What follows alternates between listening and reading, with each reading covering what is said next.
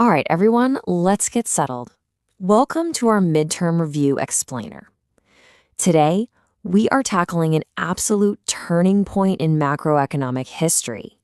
The exact reasons why the catastrophic 1929 market crash completely shattered classical economic theory. Think of this explainer as your definitive study guide. We're going to walk through the mechanics of the Keynesian revolution step by step, so you are fully prepared to ace this exam. Let's get into it. Here is our roadmap for today's tutorial. We'll start with the failure of classical theory, move through sticky wages and macroeconomic externalities, explore effective demand and government multipliers, and finally look at the moral dimensions of Keynes's arguments. I want to start us off with this absolutely brilliant quote from John Maynard Keynes. He noted that classical economists were like Euclidean geometers in a non-Euclidean world. Basically, if they saw parallel lines crossing in real life, they'd scold the lines for not staying straight. Instead of blaming reality for not fitting the theory, Keynes realized it was time to throw out the old rules and build an entirely new framework to explain the persistent, devastating unemployment of the 1930s. Okay, let's jump right into section 1, the classical theory fails. Listen up, because you are definitely going to need to know this contrast for the test.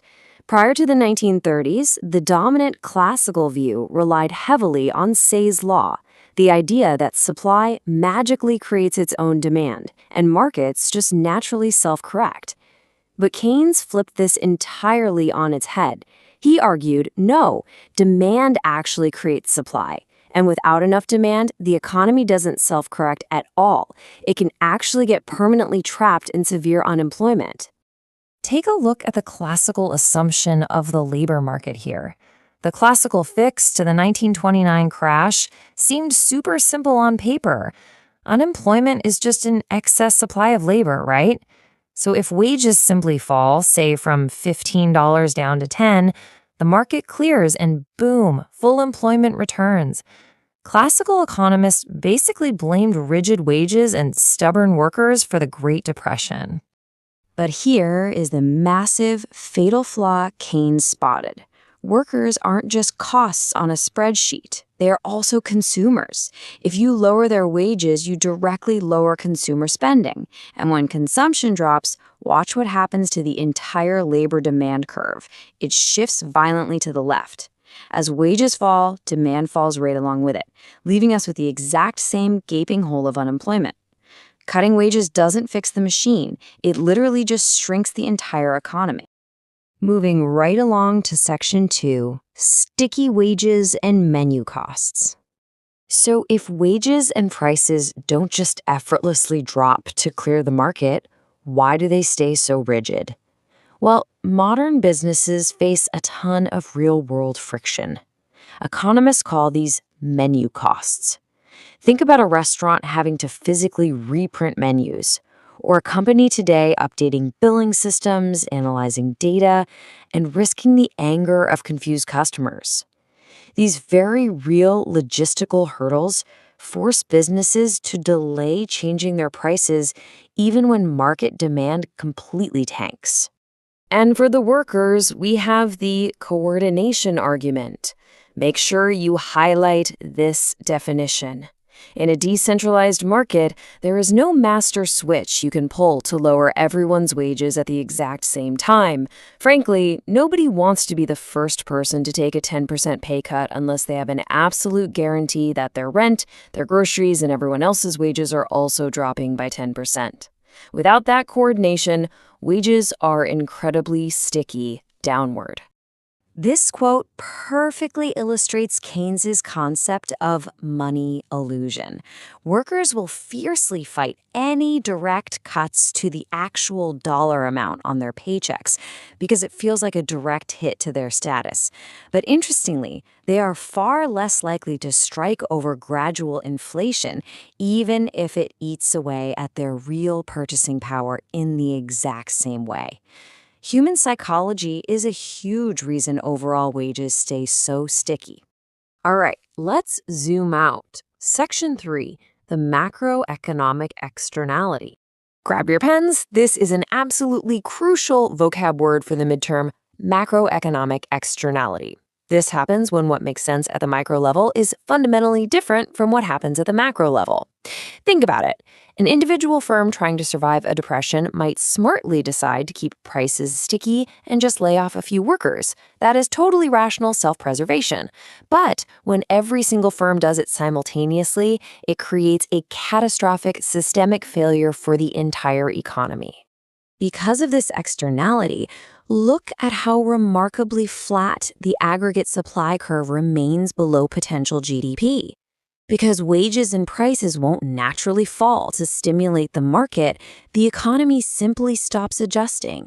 It just gives up and settles into an effective demand equilibrium that is way, way below the level actually needed to employ everyone.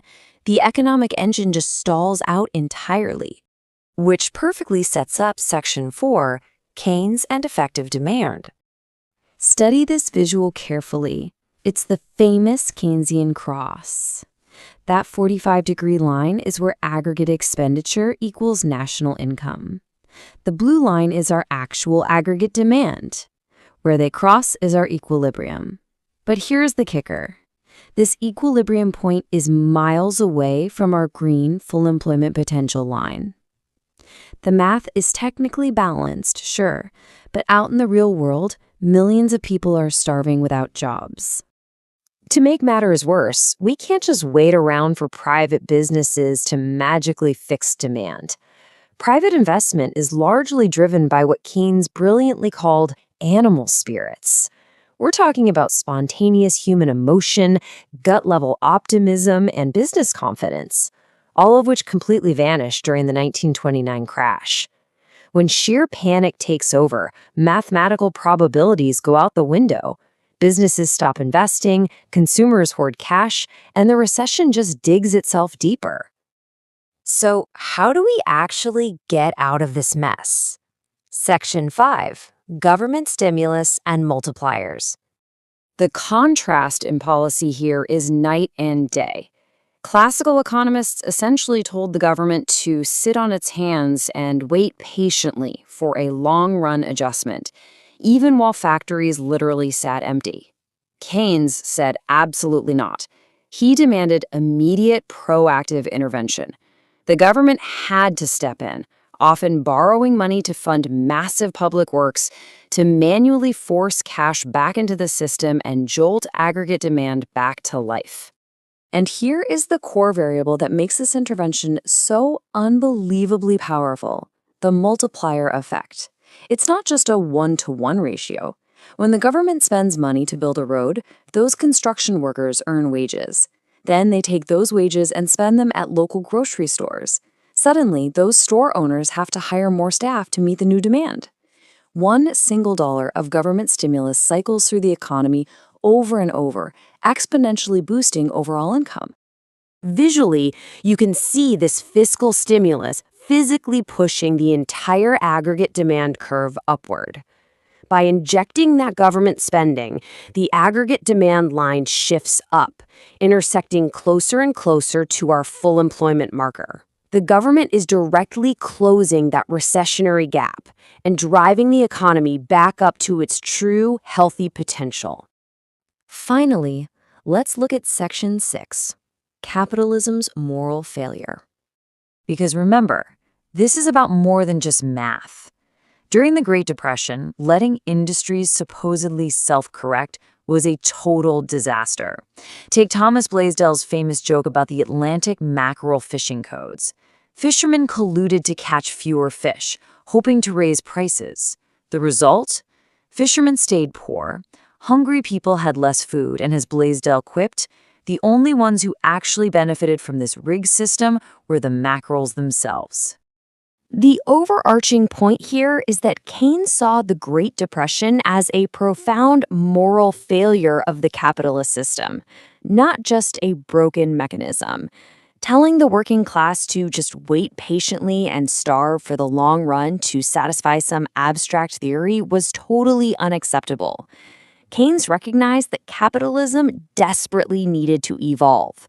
It required proactive government intervention, not just to survive, but to fulfill its basic moral duty to society. I'm going to leave you all with this final take-home essay prompt to chew on before the exam. Think about our modern economy. If markets still fail to self-correct instantly today because of things like menu costs and sticky wages, do we still have a moral duty to intervene aggressively? Study those graphs, review the multiplier effect, and be ready to argue your position. Good luck studying, and I will see you all at the midterm.